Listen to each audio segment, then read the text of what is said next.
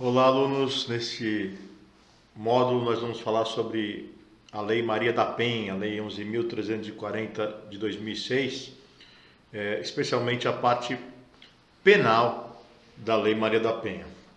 Antes de entrarmos especialmente nas questões de ordem legal, né, é interessante sabermos a história da Maria da Penha para entendermos a origem da lei, por que a lei foi criada.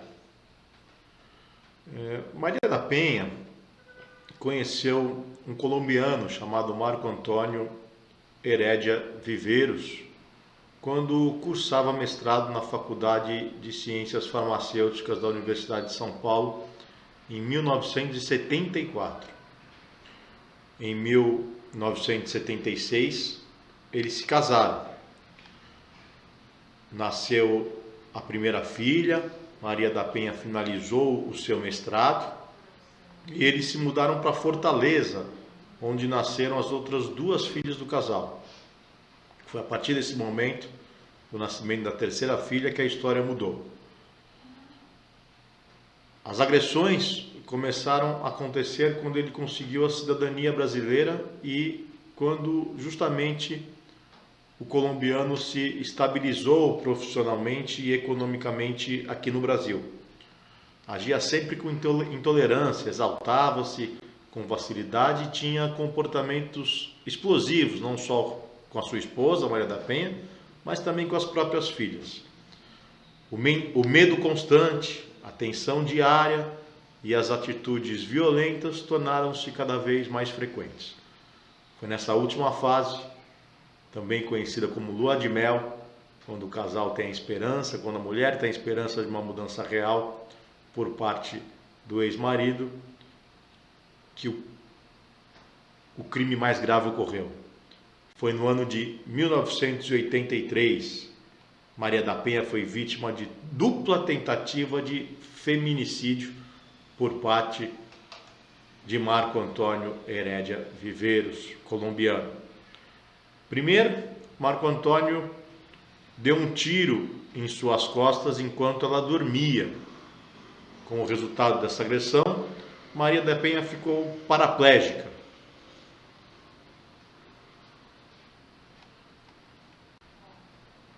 No entanto, na época, Marco Antônio declarou à polícia que tudo não havia passado de uma tentativa de assalto, versão que posteriormente foi desmentida pela própria perícia técnica.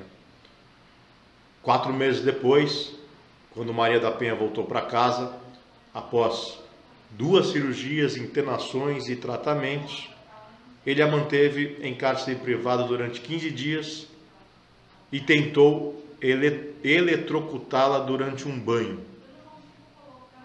Uma nova tentativa de homicídio. Juntando as peças de um quebra-cabeça perverso montado pelo agressor, Maria da Penha compreendeu os diversos movimentos feitos pelo ex-marido. Ele insistiu, por exemplo, para que a investigação sobre o assalto não fosse levada adiante.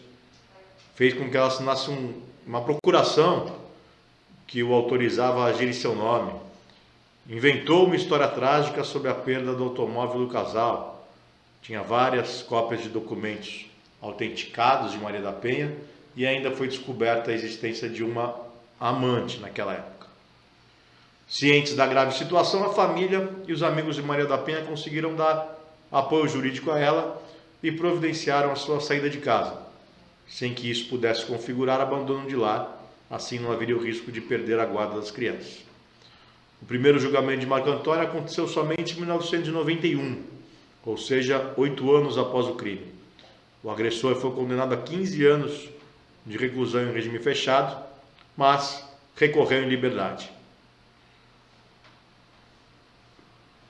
Foi determinada a realização de um novo julgamento, em 1996, no qual o ex-marido foi condenado a 10 anos e 6 meses de prisão. Contudo, o processo foi anulado por conta de uma nulidade em sucessivos recursos da defesa. Em 1998, o caso ganhou uma repercussão internacional. Maria da Penha, o Centro para a Justiça e o Direito Internacional e o Comitê Latino-Americano e do Caribe para a Defesa dos Direitos da Mulher denunciaram o caso para a Comissão Interamericana de Direitos Humanos da Organização dos Estados Americanos, da OEA. Mesmo diante de um litígio internacional, o qual trazia uma grave violação de direitos humanos e deveres protegidos por documentos que o próprio Estado assinou, a exemplo da Convenção Americana sobre Direitos Humanos, Declaração Americana dos Direitos e Deveres do Homem, Convenção Interamericana para Prevenir, Punir e Erradicar a Violência contra a Mulher e tantas outras, o Estado brasileiro permaneceu omisso e não se pronunciou em nenhum momento durante o processo. Em 2001, após receber 4 ofícios da Comissão Interamericana de Direitos Humanos, silenciando diante das denúncias, o Estado foi responsabilizado por negligência, omissão e tolerância em relação à violência doméstica praticada contra as mulheres brasileiras. O Estado brasileiro foi condenado pela Corte Interamericana de Direitos Humanos, que determinou o julgamento imediato, estava prestes a prescrever, né? E recomendou o pagamento de uma indenização à Maria da Penha e ainda que o Estado brasileiro, em cumprimento aos pactos internacionais dos quais era signatário, legislasse sobre uma lei de proteção à mulher. Por isso, o Estado brasileiro, ao promulgar a Lei 11.340 de 2006, batizou a lei com o nome de Maria da Penha, como o reconhecimento de sua luta contra as violações dos direitos humanos das mulheres. Então vejam, senhores, que a lei foi criada por uma determinação da Comissão Interamericana de Direitos Humanos. O Brasil era signatário de diversos tratados internacionais de proteção à mulher, mas não contava com nenhuma lei específica de proteção à mulher que garantisse essa proteção diferenciada, que visasse combater a violência, especialmente a violência doméstica contra a mulher. Por isso foi criada a Lei 11.340 de 2006, que também é conhecida como Lei Maria da Penha, e que nós vamos estudar nesses próximos módulos. Muito bem. A primeira questão que veio à tona com a criação da lei foi a constitucionalidade da lei. Muitos questionavam essa constitucionalidade. Questionavam a constitucionalidade porque vigora no nosso país o princípio da isonomia. O artigo 5º da Constituição Federal traz o princípio da isonomia. Todos são iguais perante a lei, e porque o Estado brasileiro, se o Estado brasileiro, esse era o questionamento, poderia tratar de forma diferenciada a vítima mulher no âmbito da violência doméstica, que era o caso da Lei Maria da Penha. E essa constitucionalidade ela foi reconhecida no habeas corpus 106.212, de 24 de janeiro de 2011, pelo Pleno do Supremo Tribunal Federal, habeas corpus de relatoria do ministro Marco Aurélio. Além de reconhecer a constitucionalidade do artigo 41 da lei, que afasta a aplicação da Lei 9.099, e que nós vamos estudar durante o curso, o STF acabou, nesse julgamento, por referendar a constitucionalidade da lei.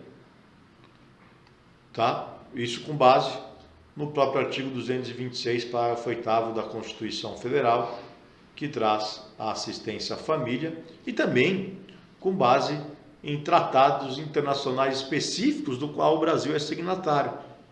Tratados internacionais de proteção à mulher, como a Convenção Interamericana para Prevenir, Punir e Erradicar a Violência contra a Mulher, Convenção sobre a Eliminação de Todas as Formas de Violência contra a Mulher e os Tratados de Direitos Humanos, como o Pacto Internacional sobre Direitos Civis e Políticos e a Convenção Americana sobre Direitos Humanos, também conhecido como Pacto de São José da Costa Rica. Ok? Então vejam, os senhores, que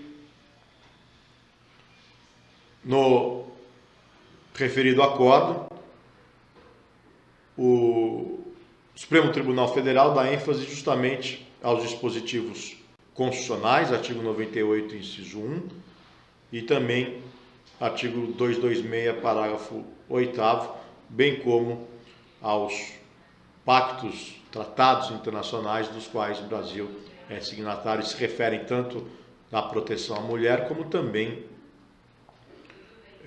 dos direitos humanos. Muito bem. O artigo 1º da Lei Maria da Penha traz justamente a finalidade da lei. Traz o que dispõe a lei. O artigo 1º diz: esta lei cria mecanismos para coibir e prevenir a violência doméstica e familiar contra a mulher, nos termos do parágrafo 8º do artigo 226 da Constituição Federal, da Convenção sobre a Eliminação de Todas as Formas de Violência contra a Mulher, da Convenção Interamericana para Prevenir, Punir e Erradicar a Violência contra a Mulher e de outros tratados internacionais ratificados pela República Federativa do Brasil.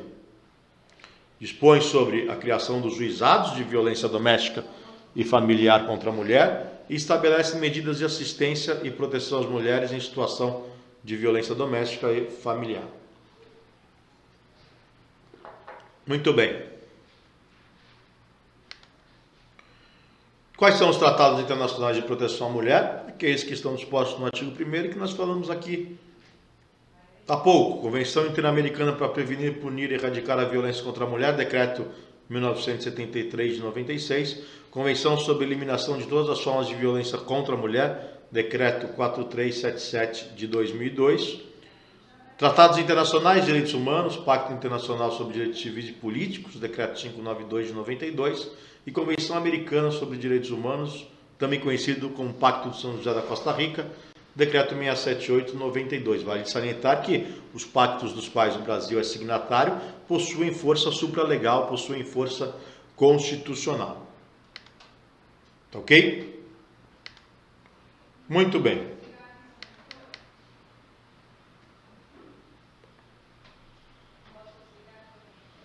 O conceito de violência doméstica contra a mulher, ele vem definido no artigo 5º da Lei Maria da Penha, que diz o seguinte: para os efeitos desta lei, configura a violência doméstica e familiar contra a mulher qualquer ação ou omissão baseada no gênero que lhe cause morte, lesão, sofrimento físico, sexual ou psicológico de dano moral ou material.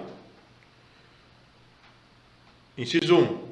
No âmbito da unidade doméstica, compreendida como espaço de convívio permanente de pessoas, com ou sem vínculo familiar, inclusive as esporadicamente agregadas, okay? Então, todas as pessoas que moram, que residem no mesmo ambiente, não precisam ser necessariamente parentes, nem marido e mulher.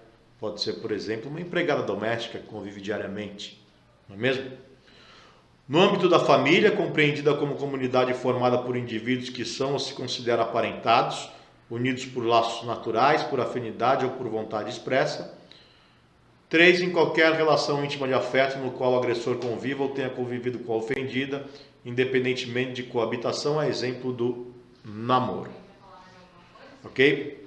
É bom salientar que o conceito previsto no artigo 5º ele não se confunde com o crime previsto no artigo 129, parágrafo 9º do Código Penal. em que a lesão corporal lá é um elemento normativo, tá? O artigo 129 do Código Penal traz o crime de lesão corporal. O parágrafo 9º traz uma qualificadora da lesão corporal em razão da violência doméstica. A violência doméstica como um todo, não especificamente contra a mulher, esse é o primeiro ponto, tá? E o segundo ponto que, repito, o artigo 5º não se confunde com este crime. Este crime é de lesão corporal. No artigo 5º se compreendem... O artigo 5º traz uma definição do que é a violência doméstica e os crimes nós vamos buscar no ordenamento jurídico. Né? O crime pode ser de lesão corporal, pode ser de homicídio, pode ser de calúnia, de injúria, de difamação, pode ser de estupro, pode ser de ameaça, né? E aplicar-se-á a Lei Maria da Penha ou não, se for uma forma de violência doméstica contra a mulher. Então, se o estupro, por exemplo, estiver no contexto do artigo 5º, o crime será de estupro e se aplica a Lei Maria da Penha para processar a apuração desse crime. Se o crime é de lesão corporal, aplica-se o artigo 129 com a pena do parágrafo 9º, que é no âmbito da violência doméstica, e se for contra a mulher, aplica-se a Lei Maria da Penha para o seu processamento. Então, o artigo 5º não traz a definição de crime, mas ele traz o conceito de violência doméstica contra a mulher. O crime nós vamos buscar no próprio ordenamento jurídico. Tá certo?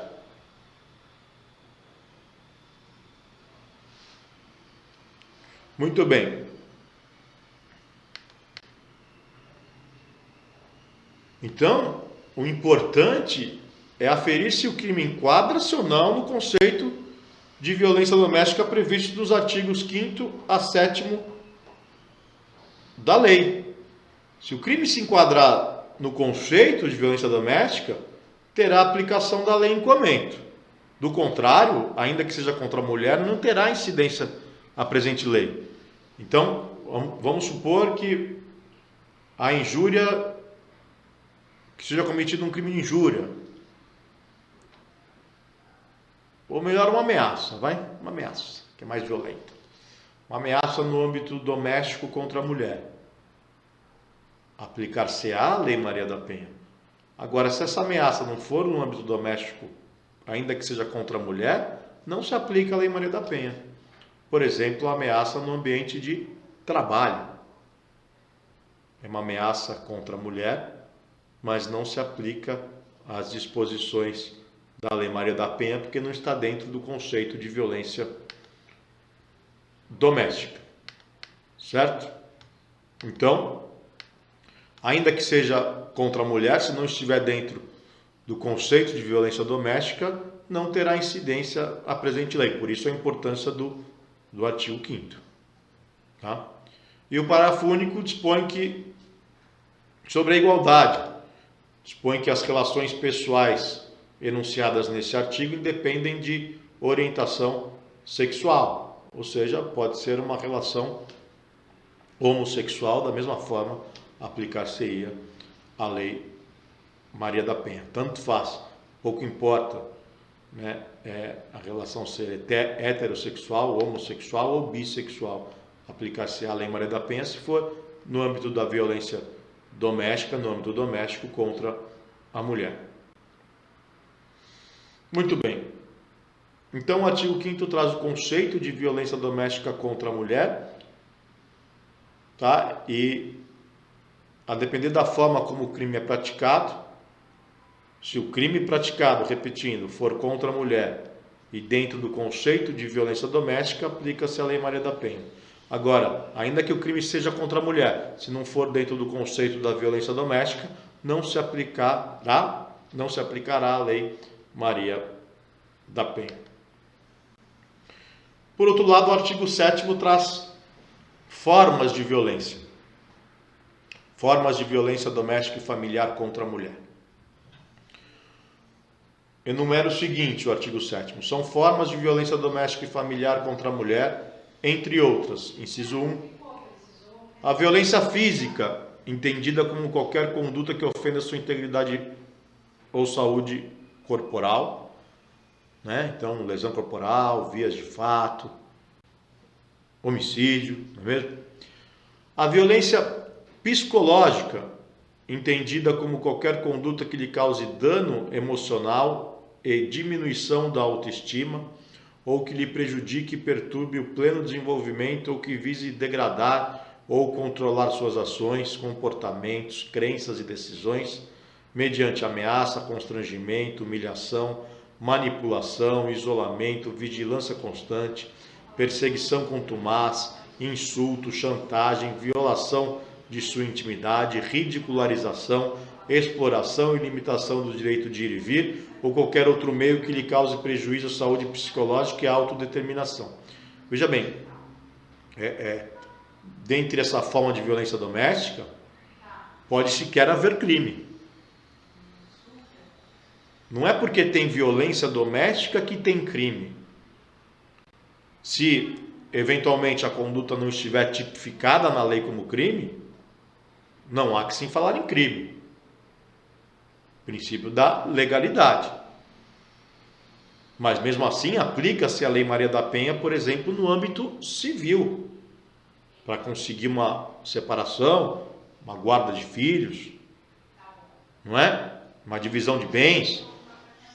Então, pode-se demonstrar também no âmbito civil que houve uma espécie de violência doméstica, mas que não é capitulada pela lei como crime.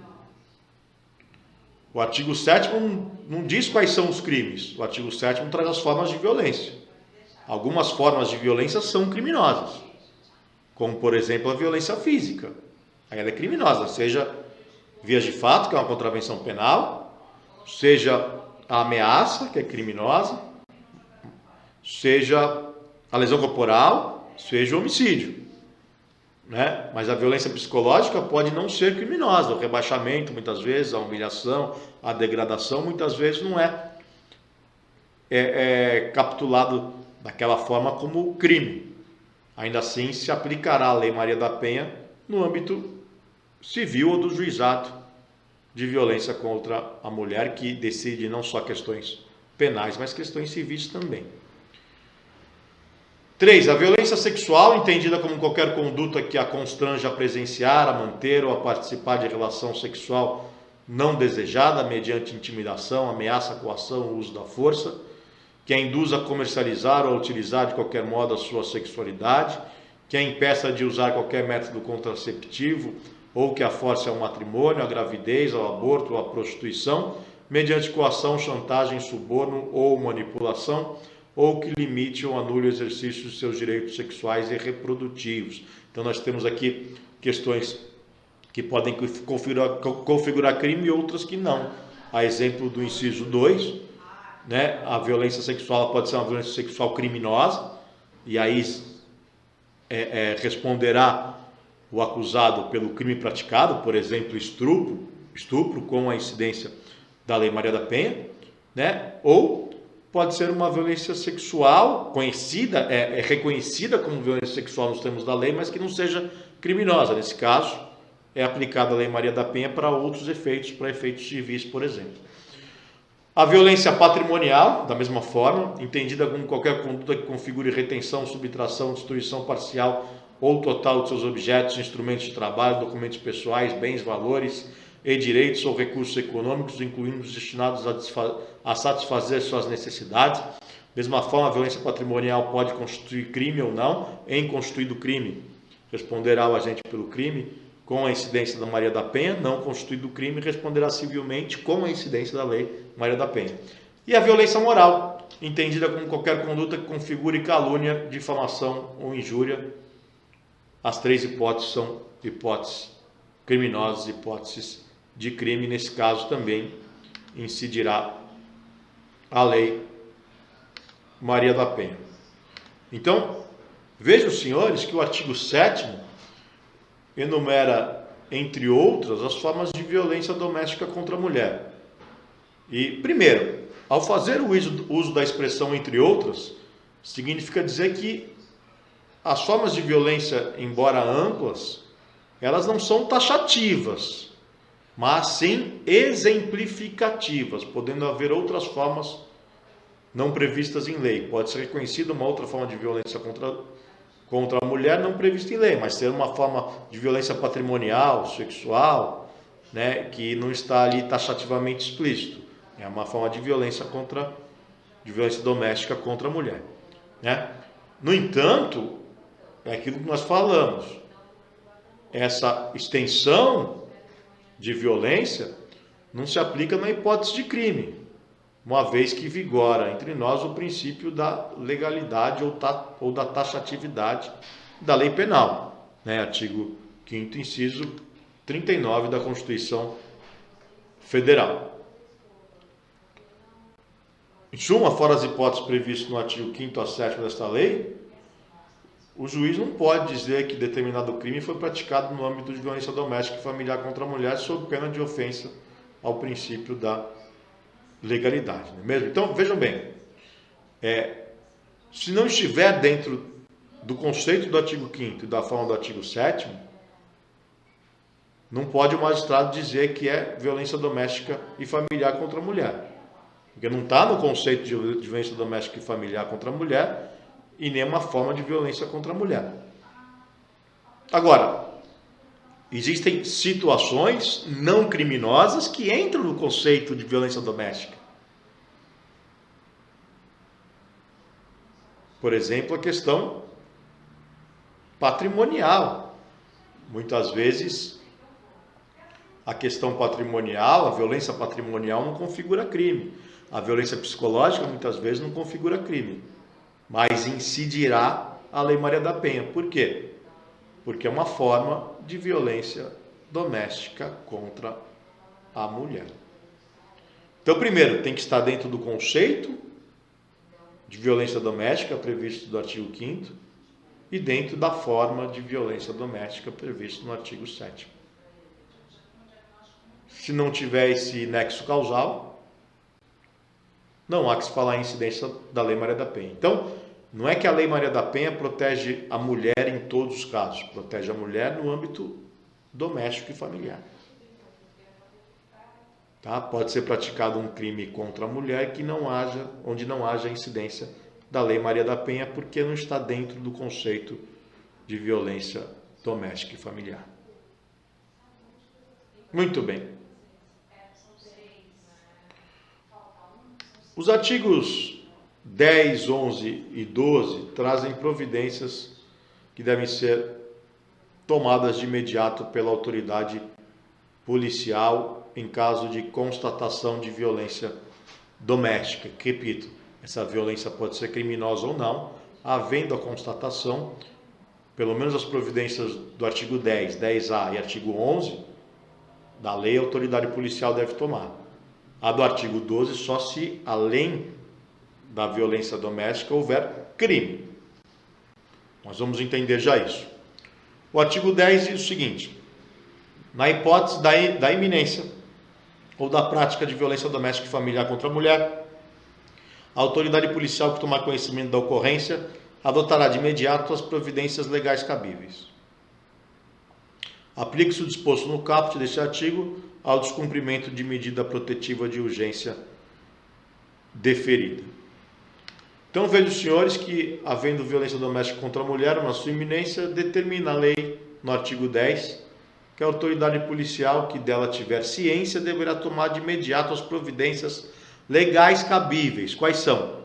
As dos artigos 10A, 11 e 12, que nós veremos na sequência. O artigo 10A, ele foi inserido pela Lei 13.505 de 2017 e prevê o atendimento especializado. Vejo, senhores, que as providências do parágrafo 1º visam a salvaguarda da integridade física, psíquica e emocional da vítima. Também a garantia de impedir que a vítima, seus familiares e testemunhas tenham contato com o investigado, E também a garantia da não revitimização da mulher. Procura-se pautar o atendimento de compreensão, evitando-se inquirições que possam constranger a mulher de alguma forma, como, por exemplo, inquirições com conotações machistas, conotações sexuais. Então vejam que a lei traz a importância desse primeiro atendimento no caso de constatação, na iminência de constatação de violência doméstica contra a mulher.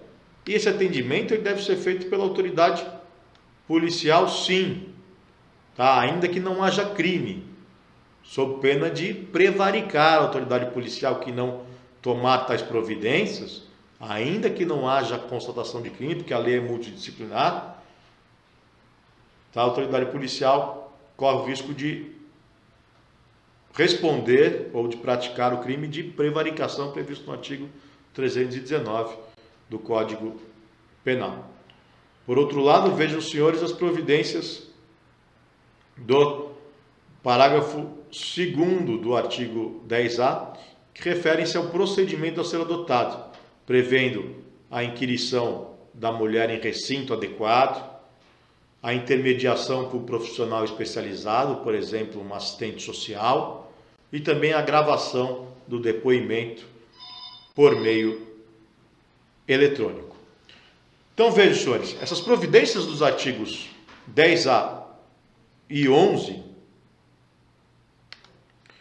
elas são de pronto atendimento, tá? Essas providências previstas nos artigos 10, 10A e 11, não se aplicam somente quando houver ocorrido crime ou contravenção penal. Basta que se constate a prática ou iminência da prática de uma violência doméstica contra a mulher, cujo conceito é bem mais amplo, abrangente, inclusive a violência psicológica ou patrimonial, que poderá ocorrer sem a prática de um crime, né? Então, vejam, senhores, pode haver violência doméstica e familiar contra a mulher sem prática de crime, onde serão providenciadas medidas de ordem civil, mas as providências, esse atendimento, ele deve ser garantido à mulher. Em uma delegacia de polícia, ainda que não tenha crime, mas se constate que seja uma forma de violência doméstica. Isso demonstra que a lei ela é multidisciplinar, né? Isto é, não enfrenta o problema apenas no aspecto criminal, mas também sobre outros aspectos como o civil, familiar, o social e etc. Vejam bem, então, senhores, é obrigação da autoridade policial atender a mulher vítima da violência ou que está na iminência de sofrer violência familiar no âmbito doméstico, e a autoridade policial que, para satisfazer interesse ou sentimento pessoal, descumpre as providências previstas nos artigos 10, 10A e 11, estará sujeita ao crime de prevaricação, aquele previsto no artigo 319 do Código Penal, isso sem prejuízo às sanções administrativas cabíveis e até mesmo à responsabilidade civil. Muito bem.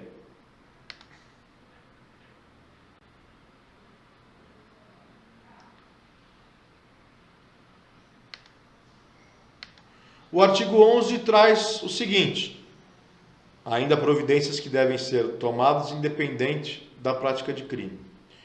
No atendimento à mulher em situação de violência doméstica e familiar, a autoridade policial deverá, entre outras providências, garantir proteção policial quando necessário, comunicando de imediato ao Ministério Público e ao Poder Judiciário, encaminhar a ofendida ao hospital ou posto de saúde ao Instituto Médico Legal, fornecer transporte para ofendido e seus defendentes para abrigo ou local seguro,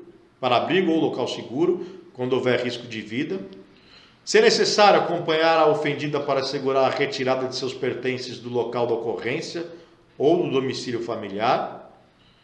Inciso 5, informar a ofendida os direitos a ela conferidos nesta lei e os serviços disponíveis, inclusive os de assistência judiciária para eventual ajuizamento perante o juízo competente da ação de separação judicial, divórcio, anulação de casamento ou de dissolução de união estável. Não é? Então, vejo, senhores, que as medidas do artigo 11 são medidas de encaminhamento, né? A proteção policial, encaminhamento ao hospital, transporte para um lugar seguro ou um abrigo, que os abrigos são mantidos pelas prefeituras, pelos governos locais, pelas prefeituras, né? Acompanhar a ofendida para retirar seus bens, informar sobre ela os direitos, serviço disponível como assistência social, justiça judiciária gratuita para ação de separação, divórcio, anulação de casamento. Então vejo, senhores, que são procedimentos que devem ser tomados. Repito, é muito importante destacar isso, né? Que a Lei Maria da Penha é multidisciplinar e tais procedimentos devem ser tomados quando verificada a existência de violência ou a iminência de sofrer a mulher uma violência doméstica ainda, e as formas de violência nós já destacamos, estão no artigo 7º, muitas delas são criminosas, mas outras tantas podem não ser criminosas. Então, ainda que não haja crime, a autoridade policial tem que tomar essas providências dos artigos 10, 10A e 11.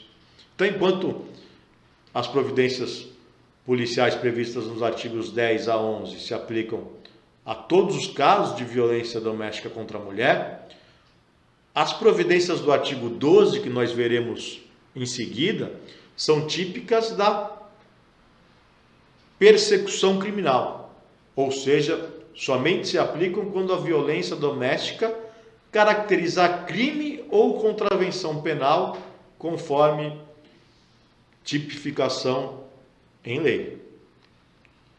Tá? Então, sem prejuízo daquelas providências ordinárias já previstas no Código de Processo Penal, artigos 6º e 7º, bem como daquelas referidas nos artigos 10 a 11 desta lei, o artigo 12 prevê providências voltadas especificamente à proteção da mulher quando há crime. Então, além das providências do Código de Processo Penal, a autoridade policial deve se atentar também ao artigo 12. O artigo 12 traz o seguinte, vejam aí na tela: em todos os casos de violência doméstica e familiar contra a mulher, feito o registro da ocorrência, deverá a autoridade policial adotar de imediato os seguintes procedimentos, sem prejuízo daqueles previstos no Código de Processo Penal. 1.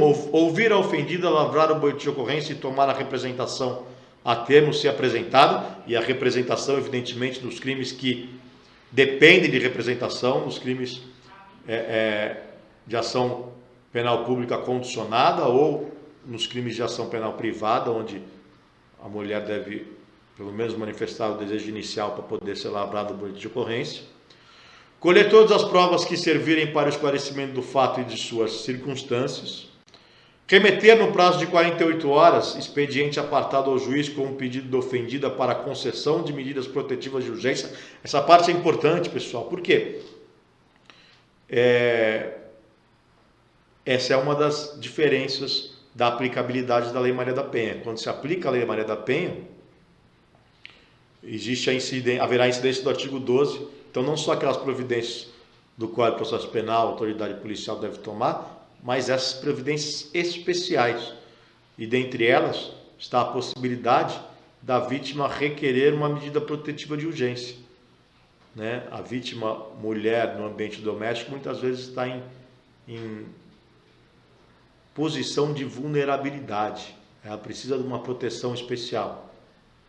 Se a autoridade policial verificar isso, a autoridade policial deve chamar a atenção da vítima de que ela pode pleitear essas medidas protetivas, como o afastamento do lar, né, e tantas outras medidas protetivas que serão deferidas posteriormente pelo pelo magistrado, porque são medidas cautelares de natureza processual. Então, esse é um diferencial da lei que todos nós precisamos saber estar preparados, tá? A autoridade policial tem que fazer essa observação à vítima. E se a vítima já tiver esse conhecimento, essa informação, melhor ainda, porque ela pleiteia a autoridade policial inerte, não é? A medida protetiva de urgência. Inciso 4. Determinar que se proceda ao exame de corpo de delito da ofendida e requisitar outros exames periciais necessários, sempre que alguém é vítima de violência física, procede-se ao exame de corpo de delito. Ouvir o agressor e as testemunhas. Ordenar a identificação do agressor e fazer juntar aos autos sua folha de antecedentes criminais, indicando a existência de mandado de prisão ou registro de outras ocorrências policiais contra ele. Inciso 6A. Esse foi inserido recentemente pela Lei 13.880 de 2019.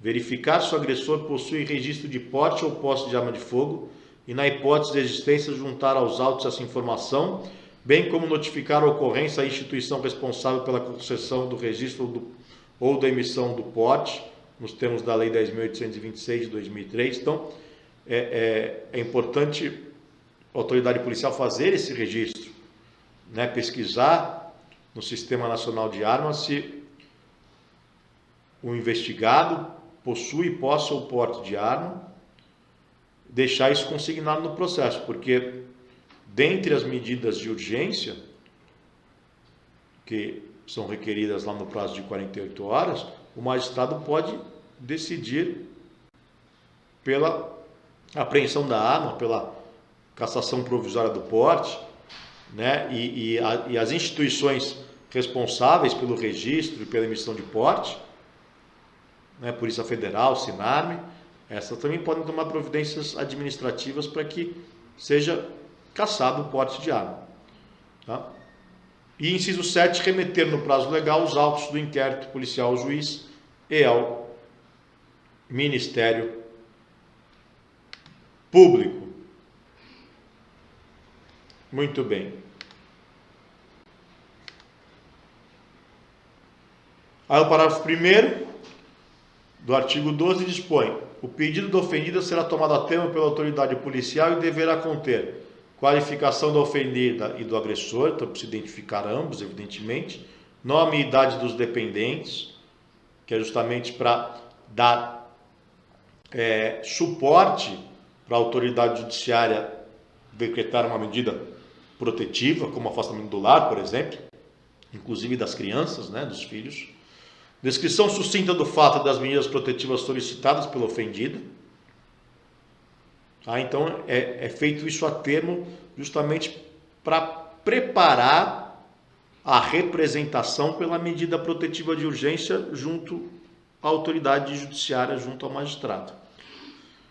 Informação sobre a condição de ofendida ser pessoa com deficiência e se da violência sofrida resultou deficiência ou agravamento de deficiência pré-existente. Também foi, esse dispositivo do inciso 4 foi inserido pela Lei 13.836 de 2019. Parágrafo 2º dispõe que a autoridade policial deverá anexar ao documento referido no parágrafo 1º o boletim de ocorrência e cópia de todos os documentos disponíveis em posse da ofendida. Então percebam que praticamente o inquérito precisa ser quase que concluído e relatado em 48 horas. Isso é modo de dizer, tem o prazo legal para concluir e relatar, mas em 48 horas são tantas as providências a serem tomadas, providências maiores do que aquelas previstas pelo Código de Processo Penal num procedimento de investigação comum, né? Vejam, senhores. E parágrafo 3º, serão admitidos como meios de prova os laudos ou prontuários médicos fornecidos por hospitais e postos de saúde. Então vejam que, enquanto o Código de Processo Penal, em seu artigo 159, prevê que o exame de corpo de delito, sempre que a infração deixar vestígios, deverá ser realizado por perito oficial, a Lei Maria da Penha expressamente admite que a prova da materialidade seja feita por laudos ou prontuários médicos fornecidos por hospitais e postos de saúde, dispensando a perícia oficial do IML. É possível também essa dispensa da perícia do IML em outros casos, o chamado exame de corpo de delito indireto, né? Quando não há possibilidade de se fazer o laudo do IML, por um equívoco ou por qualquer outro motivo, junta-se exames médicos que comprovam a agressão, por exemplo, demonstrando materialidade. Isso é possível, isso se admite no procedimento comum, mas o artigo 159 ele é expresso que a prova da materialidade se faz pelo laudo do IML. A Lei Maria da Penha já dispensa essa prova de imediato. Diz, a materialidade pode ser demonstrada também por outros meios que não o laudo do IML, como, por exemplo, prontuários médicos.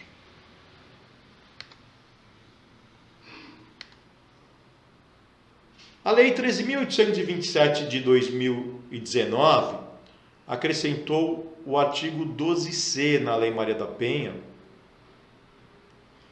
e traz uma questão bem polêmica. O artigo 12C prevê o afastamento cautelar do lar de forma imediata, não somente aquele por decisão judicial, mas também em decisão pela autoridade policial ou agente policial, em caso de ausência de autoridade judiciária ou autoridade policial, sem prejuízo das medidas protetivas de urgência serem decretadas posteriormente pelo juízo. Esse dispositivo, apesar da boa intenção da lei, de se dar uma efetividade, uma agilidade, né, ele é claramente inconstitucional. Porque não cabe à autoridade policial decretar medidas restritivas, medida cautelar restritiva, como, por exemplo, o afastamento do lar, que é uma medida sempre excepcional, né? Claro, sempre em situações extremas, situações de urgência, é possível, lógico. É um instrumento legal, eficaz, mas quem deve decidir sobre isso é o juiz de direito, porque trata-se de uma medida restritiva. Não se pode conferir à autoridade policial, ou pior ainda, a um agente policial, a decretação de uma medida restritiva contra alguém.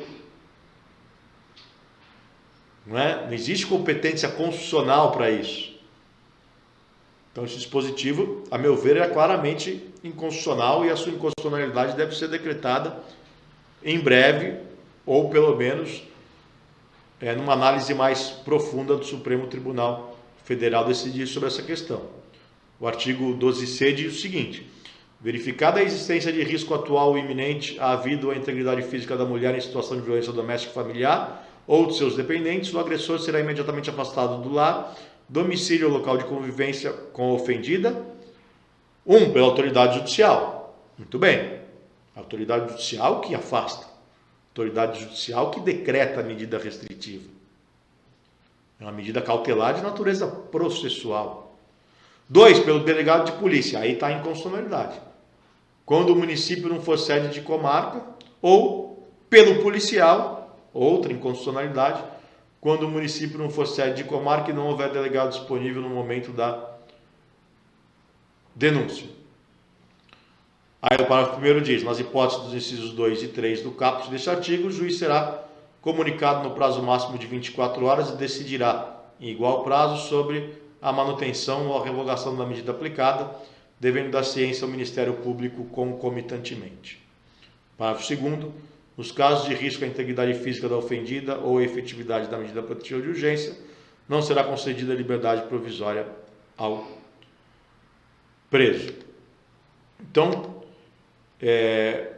na verdade, apesar da duvidosa inconstitucionalidade, também é importante destacar que o referido artigo 12C, que está aí na sua tela, ele, sendo inconstitucional ou não, ele está vigente, possivelmente ele seja aplicado em algum momento. né? Ainda assim, ele é de extrema excepcionalidade, tá? Não se admite interpretação extensiva para proporcionar ao delegado de polícia, por exemplo, determinar o afastamento do lar do agressor, do ofensor, sob a desculpa de que não teve tempo para requerer em juízo, ou sob a desculpa de que é feriado, ou é final de semana. Não, só quando o local não tem comarca, é bem claro, né? Existem locais que não tem juiz de plantão, ainda assim procura-se o juiz de plantão da comarca não do distrito, né? Do foro distrital, do distrito, mas da comarca mais próxima. Normalmente, local que não tem comarca, tem algum lugar próximo que tem a comarca e tem um juiz competente para deferir isso, né? Então, a meu ver, não tem desculpa, não tem argumento que possa sustentar a necessidade dessa medida extrema. Não é? Em qualquer local se encontra o juiz de plantão. No entanto, ainda que haja aplicação desse dispositivo, somente em casos de extrema necessidade. Repetindo, não cabe aqui interpretações extensivas, analógicas, para dizer, olha, eu, delegado de polícia, determinei o afastamento do ofensor do lar, tirei ele na porrada, porque não tinha tempo de falar com o juiz, né? Evidentemente que trata-se aí de evidente, além de ser ilegal, além de ser contra a legislação, contra o dispositivo expresso em lei, de evidente abuso de autoridade, né? Mas essas são as providências policiais, as providências que devem ser providenciadas pela autoridade policial, repetindo, aquelas dos artigos 10 a 11, independentes da prática do crime, e aquelas dos artigos 12 e 12C, típicas de uma persecução criminal, típicas de hipóteses em que se constata realmente a realização ou a demonstração de uma prática criminosa de violência doméstica contra a mulher. Na próxima aula nós falaremos sobre a ação penal e sobre o procedimento judicial da Lei Maria da Penha. Até breve.